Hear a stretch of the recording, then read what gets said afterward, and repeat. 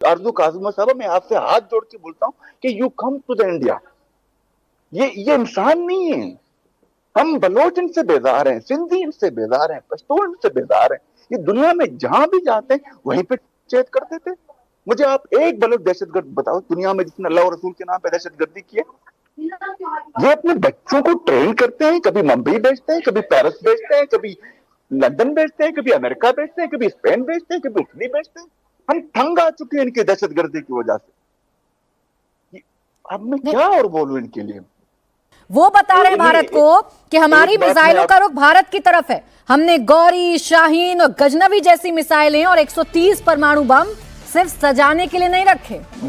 छोटे बच्चे से भी पूछो ना, बच्चे से कि 5 साल की, ये पूछते हैं ना ये इनके मीडिया, बड़े होके क्या बनोगे? ये बोलता है मैं बड़ा होके पायलट बनूंगा, जाके हिंदू पे बम बैर कराऊंगा। ये अपने मस्जिदों में दुनिया की बर्बादी की दुआ करते हैं कि इसराइल को तबाह कर दे, हिंदुओं को तबाह कर दे। मैंने मंदिर में, मैंने गिरजा में कभी ये नहीं देखा। ये टीएलपी के लोगों को, ये टीएलपी के लोग वहां पे मुर्दों को कब्रों से निकालते हैं, उनकी तस्लील करते हैं। ये वैशी लोग हैं। आखिरी बात, मैंने कभी भी किसी भी दुनिया में किसी भी हिंदू को जय श्री राम करके किसी के गला काटे हुए नहीं देखा है। ये जो अवेला करते हैं ना कि मोदी ने वहां पे क्या कर दिया, ये कर दिया, मुझे आप दिखाओ। हम भारत के शरीर का हिस्सा हैं, लेकिन पाकिस्तान के कब्जे की वजह से हम पाकिस्तान की कॉलोनी है। हमारा रिश्ता कॉलोनियल है पाकिस्तान के साथ, इसीलिए वो हमारा पानी लूटता है, जंगल लूटता है, हमारी कीमती पत्थर लूटता है, हमारी हर्ब्स लूटता है, हमारे ह्यूमन रिसोर्स का इस्तेसाल करता है, क्योंकि रिश्ता कॉलोनियल है। लेकिन हिंदुस्तान का जम्मू कश्मीर के साथ रिश्ता शरीर का रिश्ता है। इसीलिए जब उस शरीर में आतंकवाद होता है या कोई तकलीफ होती है तो पूरे शरीर में दर्द होता है, भारत खड़ा हो जाता है उसके लिए। यार समझो इस चीज को, वी आर इंडियंस, हम हिंदुस्तानी हैं, हम हिंदुस्तानी कश्मीरी हैं, हम हिंदुस्तानी गिलगिती हैं। फख्र करो इस चीज के ऊपर। ये पागल लोग हैं, ये वैशी लोग हैं, इनको पढ़ाया जाता है, इनके घरों में इनको सिखाया जाता है, नफरत पढ़ाई जाती है। यही वजह है कि दुनिया इनसे बेदार है, ऑनेस्टली दुनिया इनसे बेदार है। डॉक्टर हमजा टीवी पर बैठकर तो बड़ी बड़ी बात कर ही रहे हैं, अपने परिवारों को तो विदेश में भेज रहे हैं।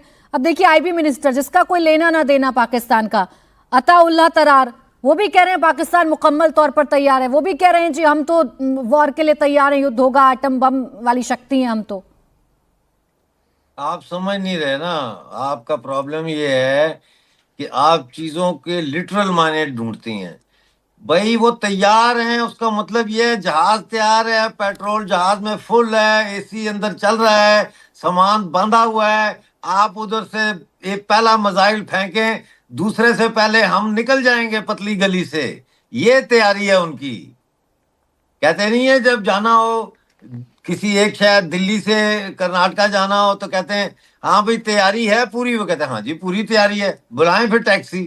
तो वो ये तैयारी है इनकी। ये ऑटो रिक्शा इनका तैयार घर के बाहर खड़ा हुआ है, मीटर उसका चालू है, ये कर रहे हैं। इसीलिए मैं बार बार कह रहा हूं, और पाकिस्तानी ऑक्युपाइड जम्मू कश्मीर के लोगों और गिलगित बल्तिस्तान मकबूजा के लोगों, आओ हम अपनी इबादत की, रियासत की, अपनी जो रियासत थी इसकी इबादत को बहाल करें।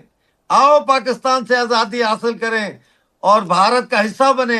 हमारे महाराजा ने 26 अक्टूबर 1947 को भारत के साथ मुआहदा इल्हाक किया था और ये रिपब्लिक ऑफ इंडिया बनाई का हिस्सा हम बने थे ना। प्राची ये देखें, जब कुछ भी नहीं था, कोई इस तरह की टेंशन नहीं थी, कोई ऐसी बात नहीं थी।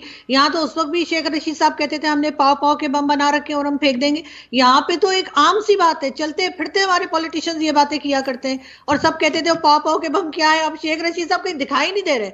और ये शेख रशीद साहब वही है, जब पाकिस्तान ने न्यूक्लियर वेपन का जब टेस्ट किया था तो ये सबसे पहले भाग के दुबई या कहीं चले गए थे, मैंने जहां तक सुना है, और उसके बाद ये बाद में आए थे। तो ये बात करने की होती है, ये स्टेटमेंट्स होती हैं हमारे यहाँ, एक नॉर्मल सी चीज है हमारे पॉलिटिशियंस के अंदर। जो बिलावल भुट्टो कह रहे हैं, मैं बिल्कुल उनकी बात को भी रिजेक्ट करती हूँ, जो उन्होंने कहा कि हम खून की नदियां बहा देंगे, पानी बंद किया तो ये कर देंगे।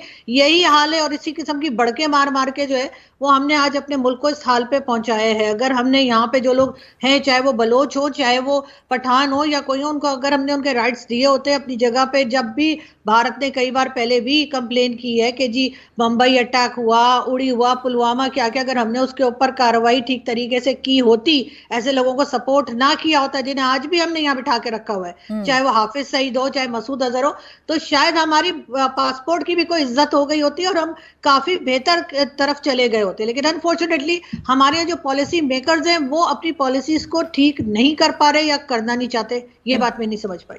आतंक पर अटैक से सिन्हा साहब क्या इतना डर गया है पाकिस्तान के? तमाम तरीके की बातें कर लेगा, युद्ध की बात कर लेगा, एटॉमिक पावर वो कितना बड़ा है वो बता देगा, उसके पास कितनी मिसाइलें हैं वो बता देगा, लाल किले तक बात कर रही है आज तो एक मोहतरमा इनकी संसद में खड़े होकर। तो आतंकवाद पर हम तो अटैक करना चाह रहे हैं ना, आपके यहाँ छुपे हुए आतंकवाद को हम खत्म करना चाह रहे हैं।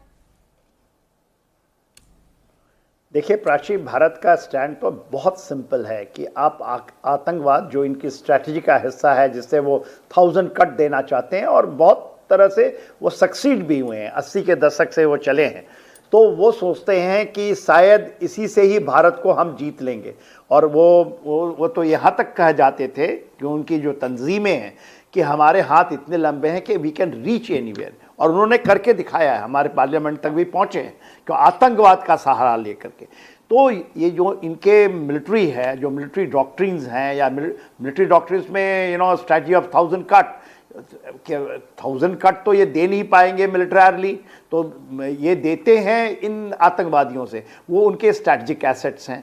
अब उस स्ट्रैटेजिक, हम भारत ने क्या कहा है, भारत ने जो भी बात कही, प्रधानमंत्री ने कहा कि आपने अभी जो पहलगाम में किया है उसको हम कहीं भी धरती के किसी भी कोने से निकाल करके खत्म करेंगे, और उनके आकाओं को, तो इनके आका तो सबको पता है, ये नहीं कि पूरी की पूरी इनकी मिलिट्री ही इनके आका है, डीप स्टेट ISI है, और इनके जो ऊपर के रहनुमा हैं, इनके मिलिट्री में बहुत बड़ा डिवाइड है। That's why the people are running away. जो एक्चुअल फाइट कर रहे हैं डोरन लाइन के ऊपर में, इनको पता है कि यदि वहाँ से आ गए, और वो आने ही वाले हैं, पश्तून आ गए तो पश्तूनिस्तान, बलूचिस्तान के साथ साथ वो भी एक खड़ा हुआ आपको दिखाई देगा। POK के तो हमारे एक्टिविस्ट बैठे हैं, अयूब मिर्जा साहब, ये एब्सोल्युटली इनको ग्राउंड रियलिटी पता है, गिलगित बाल्टिस्तान की रियलिटी मुझे पता है कि मैं इस जगह में ऑपरेट किया हूँ during Kargil war. I was inside Pakistan. वहाँ के लोग, वहाँ की फौज, NRI की फौज, वो कहती थी आप आवाज़ दें, आगाज़ दें, हम आपके साथ आएंगे। तो हमने अभी तक तो नहीं किया जो आप प्राची पूछ रही हैं। हम तो, इनका तो एक सिंपल पॉइंट है, ये आप कहिए कि हमने अपना टेररिज्म खत्म किया, आप भारत की बोलिए कि आइए हमारे इंस्पेक्ट कीजिए, दीज आर द परपेचुएटर ऑफ जो उनकी तंजीमें हैं, हम इसको हैंड ओवर करते हैं, तो भारत शायद ये जो चीज़ें करनी ना पड़े। नहीं तो ये जो हमारी ज़मीन है, जो मेजर ज़मीन है, देखिए वो एक 38,000 स्क्वायर किलोमीटर, हमारे POK के एक्टिविस्ट साहब को उनको ज़्यादा पता, उससे भी ज़्यादा है। आप गिलगित बाल्टिस्तान को लीजिएगा तो 78,000 किलोमीटर है, जो कि इन्होंने इनको बाय डिज़ाइन ड्यूरिंग पार्टीशंस दे दिया गया। और जैसे अयूब मिर्जा साहब कह रहे हैं कि ये अपने को भारतीय मानते हैं, गिलगित बाल्टिस्तान 78,000 किलोमीटर है। पाकिस्तान ने देखिए चमचागिरी करने के लिए चाइना के 63 में 1700 अबाउट 40 किलोमीटर सस्काम वैलीज को दे दिया, मगर चाइना तो उनके साथ कभी ना, तो वो 71 में खड़ा हुआ, इनके 7th फ्लीट थे, वो ऊपर से आ सकता था। 99 में जो कारगिल वॉर हम लोगों ने लड़ी, उसके ठीक सामने चाइना है, वो तो नहीं आया ना, इस बार आएगा। चाइना इनको एक ही चीज पे मदद करता है, वो आतंकवाद के लिए, उनको पता है कि आतंकवाद का, और ये प्रहार, ये आखिरी प्रहार होगा, ये तो मैं आपको बताता हूं प्राची जी। ये और किस तरह से होगा आप आने वाले समय में देखेंगे।